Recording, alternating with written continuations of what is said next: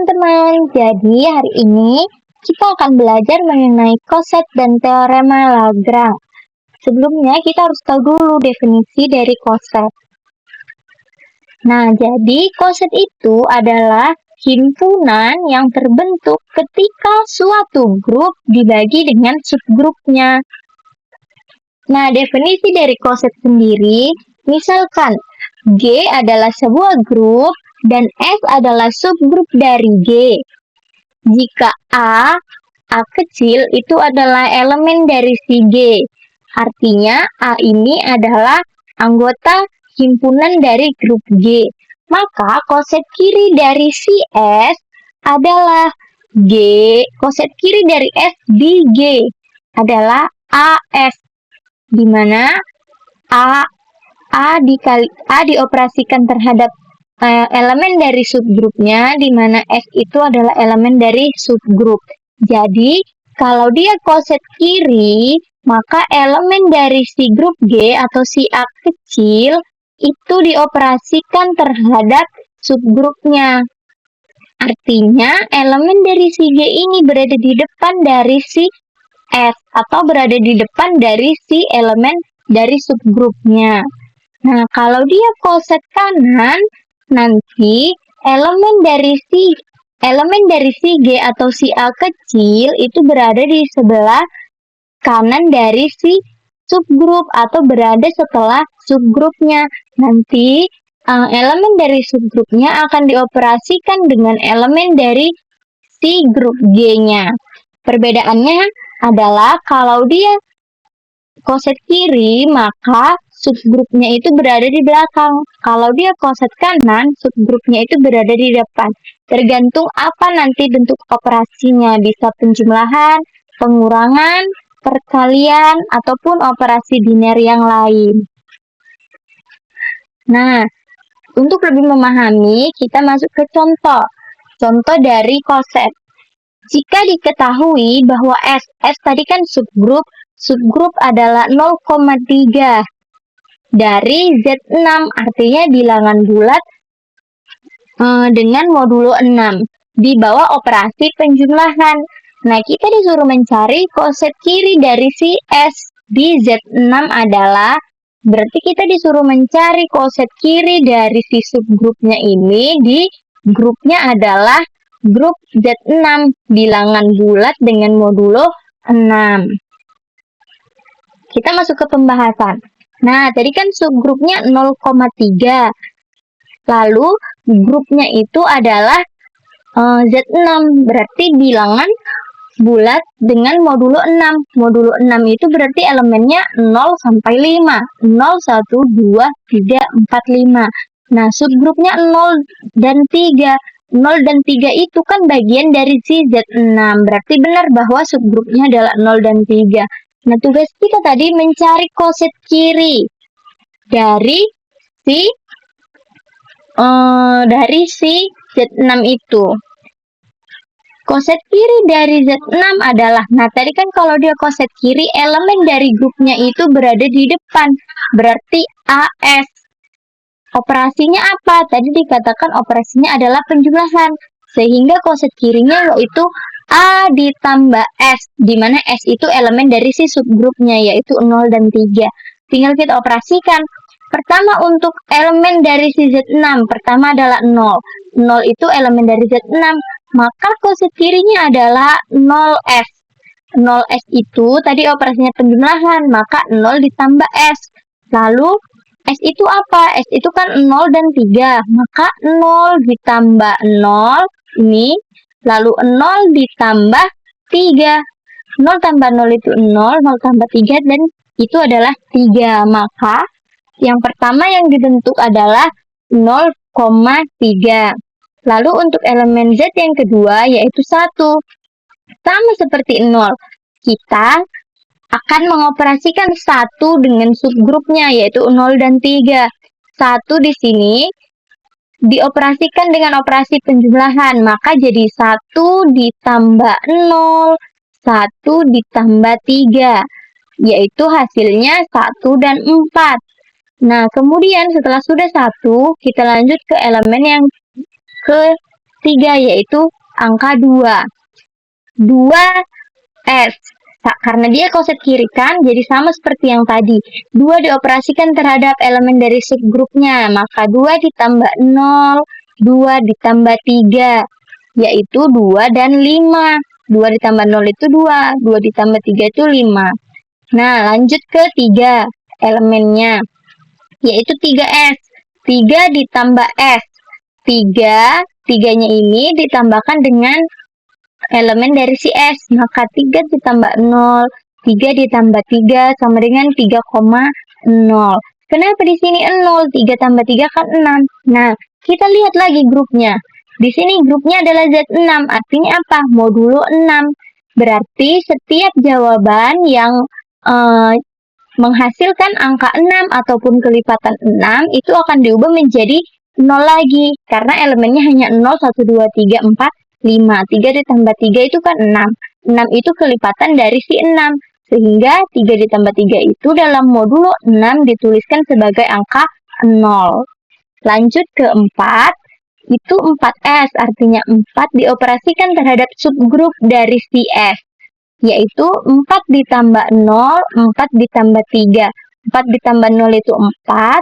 4 ditambah 3 itu 1. Nah, sama seperti tadi. 4 ditambah 3 itu kan 7. Dalam modulo 6, 7 itu diganti dengan 1. Karena 7 dikurang 6, itu kan sisanya 1. Jadi sisanya itulah yang kita tulis di sini. Lalu yang kelima. Yang kelima yaitu ZL5 elemen dari Z6. Artinya 5S. 5 dioperasikan terhadap subgrupnya, sehingga menjadi 5 ditambah 0, 5 ditambah 3. 5 ditambah 0 itu 5, 5 ditambah 3 itu 8. 8 dalam modulo 6. 8 dikurang 6, sisanya 2. Sehingga ditulis di sini 2. Nah, jika kita lihat hasil dari kosetnya, 0,3 itu adalah sama dengan si subgrupnya, sehingga 0,3 di sini dibuat F. Kemudian 1,4. Tadi kan di sini subgrupnya 0 dan 3. Di sini 1 dan 4.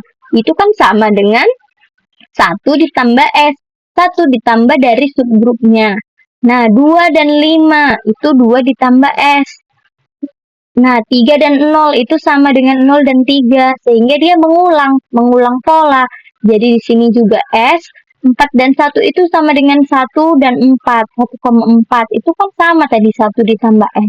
Kemudian 5,2 itu sama dengan 2,5. Jadi 2 tambah S. Nah, jika kita lihat dari keseluruhannya, dia hanya diperoleh 3 bentuk, yaitu S, 1 tambah S, dan 2 tambah S. Maka koset kiri dari S di Z6 adalah S, 1 tambah S, dan 2 tambah S, yaitu 0,3, 1,4, dan 2,5. Nah, selanjutnya, apabila ditanyakan koset kanannya, maka sama seperti tadi. Subgrupnya masih sama dan grupnya juga sama. Koset kanan dari Z6 itu adalah SA, di mana elemen dari subgrup dioperasikan terhadap elemen dari si subgrupnya. Jadi, kalau yang sebelumnya ini, itu elemen dari si grupnya itu ada di depan, lalu subgrupnya ada di belakang. Nah, kalau dia koset kanan, dia kebalikannya. Elemen dari si subgrupnya ada di depan dan elemen dari grupnya ada di belakang. Kita akan operasikan terhadap masing-masing anggota dari Z6. 0 elemen dari Z6 ini kan, maka koset kanan itu S0. Tadi kan operasinya penjumlahan, maka S ditambah 0. Subgrupnya ditambahkan dengan 0, maka 0 ditambah 0. Lalu 0 ditambah 3 ditambah 0, maaf. Karena dia koset kanan ya, maka subgrupnya ada di depan. Jadi 0 ini ditambahkan dengan 0, lalu 3 ditambah dengan 0. Maka jawabannya 0,3. Lalu, kemudian untuk elemen yang 1, S ditambah 1. Nah, 0-nya ini ditambahkan dengan 1, jadi 0 tambah 1, lalu 3 tambah 1, inilah dia. Jadi 1,4. Kemudian untuk elemen yang 2, maka S tambah 2. Jadi 0 ditambah 2, 3 ditambah 2, itu jawabannya 2 dan 5. Nah, kemudian untuk yang 3, maka dia S ditambah 3. Subgrupnya ditambahkan dengan 3 yang ini. Maka 0 tambah 3 dan 3 tambah 3. 0 tambah 3 itu 3, 3 tambah 3 itu 0. Kenapa 0? Sama seperti tadi. Karena 3 tambah 3 itu 6. Sementara di sini adalah modulo 6. Kelipatan 6, apabila dia modulo 6, akan diubah menjadi 0. Maka 3,0. Lalu 4. Maka S ditambah 4. S 0 ditambah 4, 3 ditambah 4. Hasilnya 4 dan 1. 3 tambah 4 kan 7. Dalam modulo 6, 7 itu sama dengan 1. Lalu yang kelima yaitu S ditambah 5. Nah, itu adalah subgrupnya ditambahkan dengan 5. Maka 0 ditambah 5, 3 ditambah 5. Yaitu jawabannya 5 dan 2. Karena 3 ditambah 5 itu sama dengan 8. 8 dalam modulo 6. 8 dalam modulo 6 itu adalah 2. Nah, sama seperti tadi, jika kita lihat bahwa hasil dari koset kanannya 0,3 itu kan sama dengan subgrupnya. Lalu 1,4 itu berarti subgrupnya ditambah 1. Kalau 0 tambah 1 kan 1, 3 tambah 1 itu 4. Jadi 1 tambah S. Lalu 2 tambah 5 itu 2 tambah S. Nah, untuk elemen yang ketiga ini ada terjadi pengulangan. 3,0 itu sama dengan 0,3. Itu sama dengan S. Lalu 4,1 sama dengan 1,4. Itu sama dengan 1 tambah S. Dan 5,2 itu sama dengan 2,5. Itu 2 tambah S. Nah, karena dia terjadi pengulangan, maka kita ambil aja salah satu. Maka koset kanan dari si S di Z6 adalah S, 1 tambah S, 2 tambah S.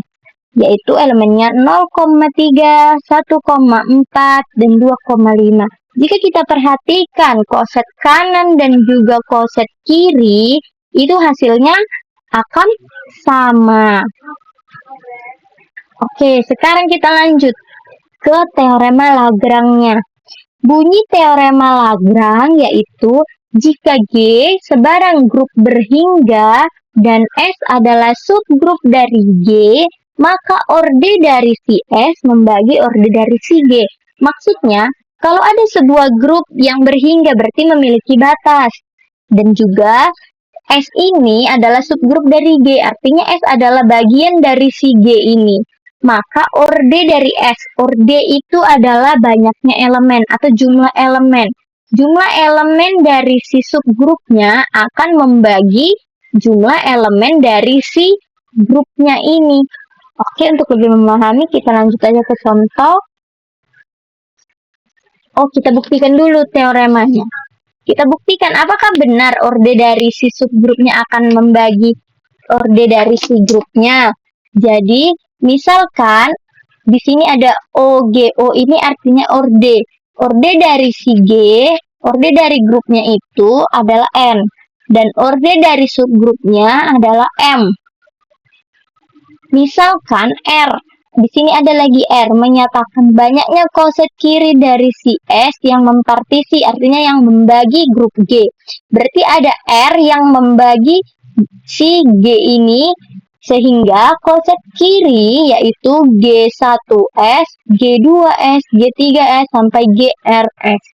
Nah, ini semua adalah koset kiri dari si subgrupnya dengan tidak ada irisan. Tidak ada irisan yang sama untuk I dan J. Maka diperolehlah, tadi kan si R itu banyaknya koset kiri dari si S. Maka RM M tadi kan orde dari si S. RM itu adalah banyaknya orde dari si kosetnya ini. Banyak orde dari si kosetnya ini berapa, gitu kan? Nah, sehingga banyaknya orde dari si koset ini akan sama dengan banyaknya orde dari si G. Artinya orde dari si G itu kan tadi M. Sehingga dapat disimpulkan bahwa RM atau koset kiri dari si subgrupnya itu akan sama banyaknya dengan orde dari si grupnya itu sendiri. Jadi, orde dari si subgrupnya atau M itu membagi si L, yaitu orde dari si S membagi orde dari si G, atau bisa ditulis dengan bentuk matematikanya yaitu OG atau orde dari G itu membagi orde dari si S-nya. Oke, kita lanjut ke contoh. Contoh soal teorema Lagrange. Jika diketahui G sama dengan Z25, artinya grup G ini adalah bilangan dengan modulo 25, modulo 25 dengan operasi perkalian dan S-nya itu adalah 16. Nanti akan kita lihat apa-apa saja subgrupnya 16 ini. Maksudnya apa 16 ini? Tentukan koset-koset yang dapat dibentuk oleh si subgrupnya di grupnya. Kita lanjut ke pembahasan. Kita lihat pembahasannya. Nah, tadi kan dikatakan bahwa grupnya adalah bilangan dengan modulo 25, bilangan bulat dengan modulo 25. Dengan operasi perkalian. Nah, jadi semua bilangan dari si grupnya ini adalah bilangan yang relatif prima terhadap 25, yaitu apa saja? 1, 2, 3, 4, 6, 7, 8, 9, 11, 12, 13, 14, 16, 17, 18, 19, 21, 22, 23, dan 24. Kenapa tidak ada di sini 0? Kenapa tidak ada 0, 5, 10, 15, dan 20? Nah, kenapa? Karena jawabannya di sini adalah sudah dikatakan bahwa G adalah grup. Berarti grup dia bilangan bulat dengan modulo 25. Kalau grup itu dikatakan sebuah grup apabila dia memenuhi 4 sifat. Yang pertama adalah tertutup terhadap modulo 25, lalu dia asosiatif, memiliki identitas, dan juga memiliki inverse dalam setiap elemennya. Nah, di sini dikatakan bahwa dia kelompok perkalian modulo 25. Kalau dia 0, dan kelipatan 5 seperti 5, 10, 15, 20, itu dia tidak akan memiliki inverse di operasi perkalian. Sehingga karena sudah dikatakan di sini grup berarti dia sudah memenuhi.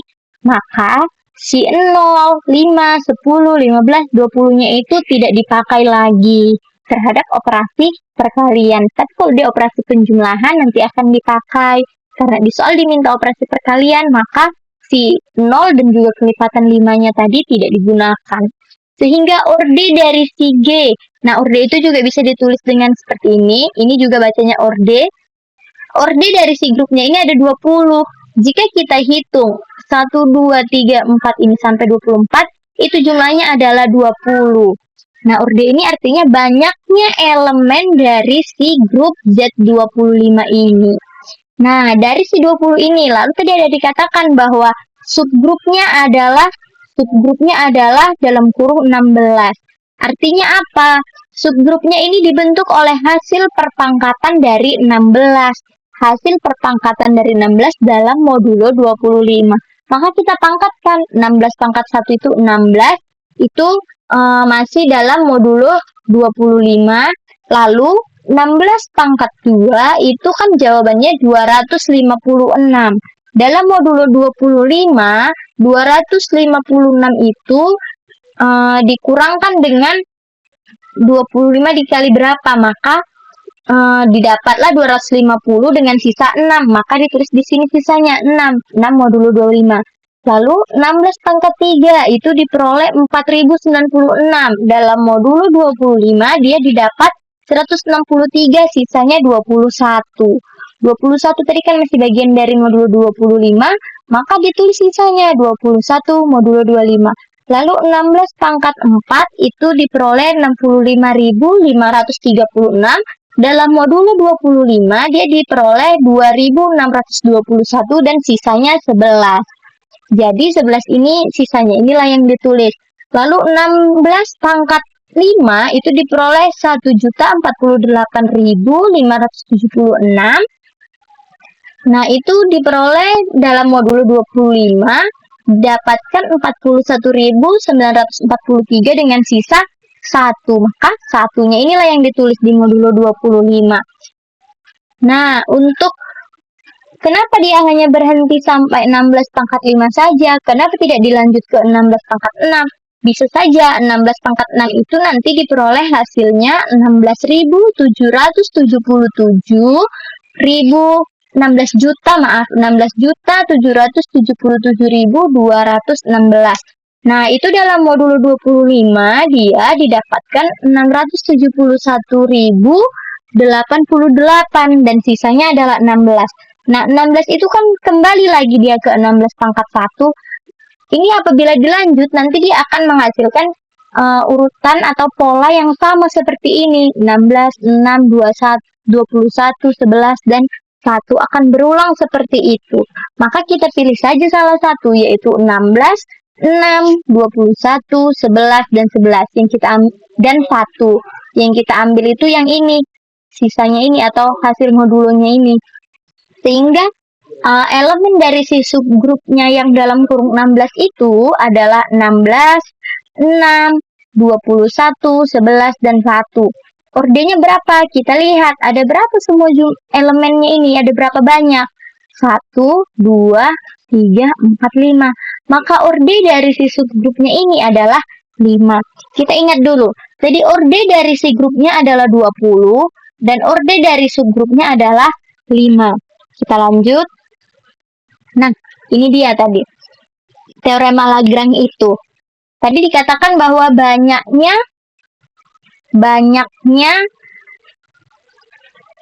orde dari si subgrup membagi orde dari si grupnya. Artinya, orde dari si grup membagi dari orde subgrupnya. Nah, kita lihat di sini. Tadi dikatakan orde dari sudah kita temukan tadi orde dari grupnya adalah 20, orde dari subgrupnya adalah 5. 20 dibagi 5 itu 4. Maka orde dari si subgrupnya bisa membagi orde dari si grupnya. Nah, maka dari sinilah berlaku dia teorema Lagrange itu. Nah, kemudian koset kiri dari si grupnya itu apa? Karena dia tadi koset kiri berarti dia elemen dari si grupnya berada di depan dari si subgrupnya. Dioperasikan terhadap operasi yang ditentukan. Tadi kan dikatakan di soal terhadap operasi perkalian. Maka kita kalikan. Pertama tadi elemen dari si grupnya itu dimulai dengan 1, 2, 3, dan seterusnya. Maka kita pilih dulu 1. 1 dikali S. 1 dikali S yaitu 1 dikali 16, subgrupnya tadi kan yang pertama 16, lalu 1 dikali 6, 1 dikali 21, 1 dikali 11, 1 dikali 1. Nah, hasilnya adalah bilangan dari si subgrupnya itu sendiri, 16, 6, 21, 11, dan 1. Nah, kita lanjutkan juga untuk 4S, sampai ke 4S. Kenapa hanya sampai 4S? Karena di sini dikatakan bahwa banyaknya koset itu cuma ada 4. Maka hanya 1, 2, 3, 4. Nah, untuk 2S berarti 2 dikali 16, 2 dikali 6, 2 dikali 21, 2 dikali 11, 2 dikali 1. Dalam modulo 25. Maka didapatlah 7, 12, 17, 22, dan juga 2. Nah, untuk 3S berarti 3 dikali 16, 3 dikali 6, 3 dikali 21, 3 dikali 11, 3 dikali 1. Dalam modulo 25, maka didapatlah 23, 18, 13, 8, dan 3. Dan yang 4S atau koset yang keempat yaitu berarti di sini adalah 4. 4 dikali 16, 4 dikali 6, sampai 4 dikali 1 dalam modulo 25. Maka diperoleh hasilnya 14, 24, 9, 19, dan juga 4. Oke. Ya, sekian yang bisa saya terangkan dari materi koset dan juga teorema Lagrange ini. Semoga bermanfaat bagi teman-teman sekalian.